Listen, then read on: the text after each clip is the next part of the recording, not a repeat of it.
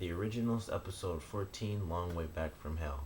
Now, after we had our little break where Klaus was basically stabbed and kidnapped, and Rebekah was knocked out and kidnapped. We start off this episode where the witch that both Rebekah and Marcel had recruited to bring in Rebekah and her siblings' father Michael. She's torturing Klaus. She's like torturing Rebekah at the same time, and Rebecca's in this asylum that she used to work in that is like straight out of Bioshock Infinite. And sorry if you haven't played that, but if you have, I think you can figure out what part of that game I'm talking about. Because as soon as she wakes up, it's like that's exact. It looks almost exactly like one of the rooms. It's just you know beds kind of just sprawled everywhere and mattresses flipped and stuff like that. And she wakes up in this asylum just alone, and she has no idea what the heck's going on. She's seeing visions of people like coughing up blood and stuff. And this episode, it was just a ton of blood in it. Especially with Rebecca's scenes, and particularly only because of Rebecca hallucinating a lot of the things she saw from her past. So there were people constantly spitting up blood, or they would just have blood like just pooling out of their mouth. And it was kind of one of those episodes like this it's fairly high on the blood scale for them. And it was just pretty interesting, her going through. There was a scene with like twins like out of The Shining and stuff. And it was just a really interesting episode, her being tortured by her past, and she's seeing all these hallucinations. And she'd see images and she'd follow them, and then it would kind of send her back into the past, and her having to relive what she did trying to bring her father to New Orleans so that she and Marcel could be together. Everything she remembers, Klaus is basically trapped inside of that memory. He's able to walk around and see everything and hear everything. And that's how he finds out that in the past, when his father did get to New Orleans, and we find out in this episode actually through Elijah that their father does make it. And I figured he did. I just you know it's kind of sucked that we didn't get to see it happen, and maybe we will get to see it, but I don't think we will, since you know Klaus figured it out. So they kind of already went through the main point of that being a storyline. But we find out that their father did make it to New Orleans, and both Klaus and Elijah find out exactly how that happened. And it's because Rebekah and Marcel were working together, because as always they wanted to be together, and Klaus wouldn't let him because he doesn't like to let anyone live near Rebekah. So Klaus finding that out, I thought was a really good point in this series, especially with the way Elijah handled it at the end of the episode, because Klaus being Klaus, his idea was you're going to suffer. And then of course Marcel came in and he was going to kill Marcel, and then use the dagger that was used on him to hurt Rebekah, because he knew it wouldn't kill her, which he would never do, even if there was some weapon that could kill them off. But he would stab her and basically just send her into this living hell, as he put it.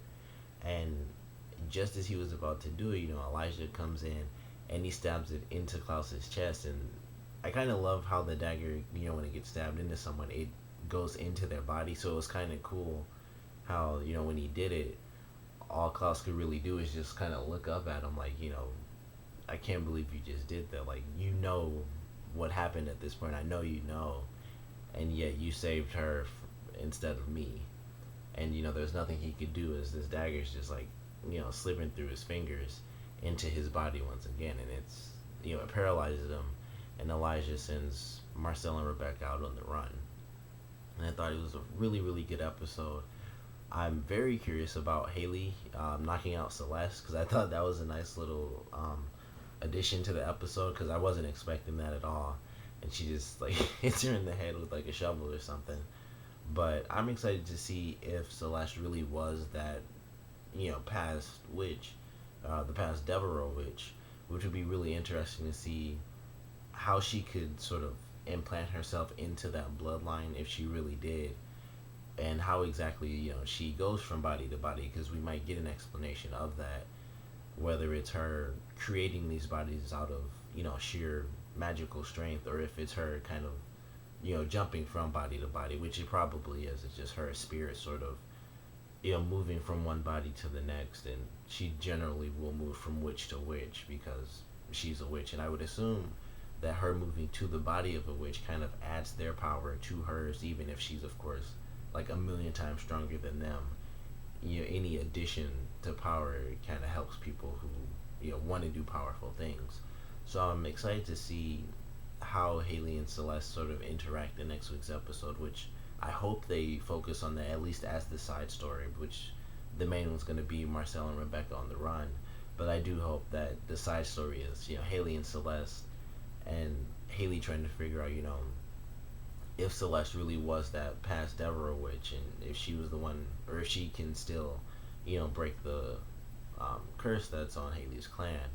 And hopefully she can. I would love to see just how that plays out, to have all those wolves kind of, be humans, and then just be like normal wolf characters. But with them, coming in as human characters, at least some of them, because they won't just do like the whole clan. Some of those characters would obviously add a lot to the show, especially the guy who was meant to be Haley's husband. So hopefully we'll get to see how that plays out next week's episode. And I'm also excited just to see what happens, even if it's not in next week's episode. I'm really excited to see just how crazy Klaus is as soon as that dagger gets out of him, because someone's gonna pull it out, and he'll convince someone to do it, and he'll promise them this and promise them that, and someone's gonna get that dagger out. And like I said, it might not be next week, but at some point that dagger will come out, and it could even be Elijah, and he's gonna try to reason with Klaus, and it's just gonna backfire, and he might end up daggered, with that specific bone knife instead of the typical put him in a coffin dagger. So I'm excited to see how those storylines play out. But this episode was really good. Also, and I wish I could think of her name, but the witch who does torture Rebekah and kind of give Klaus this big revelation, she does live. Like, Klaus doesn't kill her and then go after Rebekah, which I really thought he'd do. I thought there's no way he's gonna go after Rebekah, because he's not gonna kill her. But it kind of slipped my mind at the time that the knife would never kill her. It would just kind of paralyze her and send her into just a state of paralyzed pain, and it would basically be her being daggered like in the coffin, except she would suffer a lot more, and she'd be awake the entire time she was daggered. But he let her go because of his rage towards Rebekah.